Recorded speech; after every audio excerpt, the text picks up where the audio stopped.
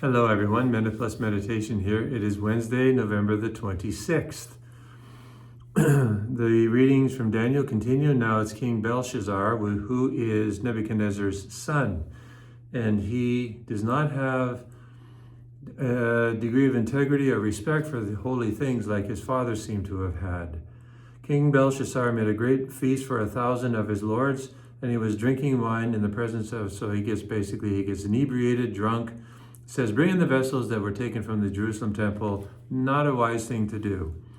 Immediately, they begin to drink out of them, right? Sacrilege. So immediately the fingers of a human hand appeared and began writing on the plaster of the wall of the royal palace next to the lampstand. King freaks out. He searches for someone who can read the writing on the wall. Have you ever heard that writing? Read the writing on the wall. It comes from this episode. The writing's on the wall. These three words, mene, tekel, parsin. Basically, king, you're done. You committed sacrilege. God's had enough with you. You're going to die. And in fact, that's what happened very shortly after this was revealed to him through Daniel.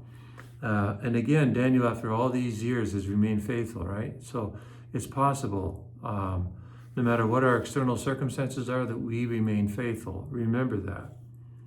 Okay, over to the gospel. Again, we're getting near the end of the church here, the end times.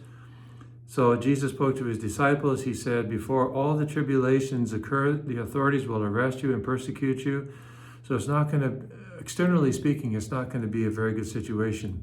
You will be betrayed even by parents, by brothers and sisters and relatives and friends. And you will be put to death. You will be hated by all in my name. Now, unless he's God, this is not the way to attract people, right? But not a hair of your head will perish. By your endurance, you will gain your souls. That's really the key here. He's very, very honest. Christian does not have a stress-free.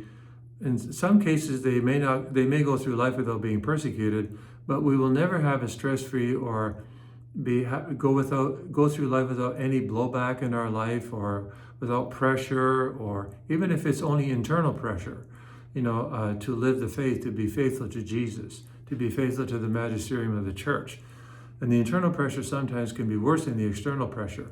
But as we do get near the end times, these things will increase in intensity, so we shouldn't be surprised. But we have to remain faithful to prayer, mortification, and this sort of honest assessment of the external situations around us.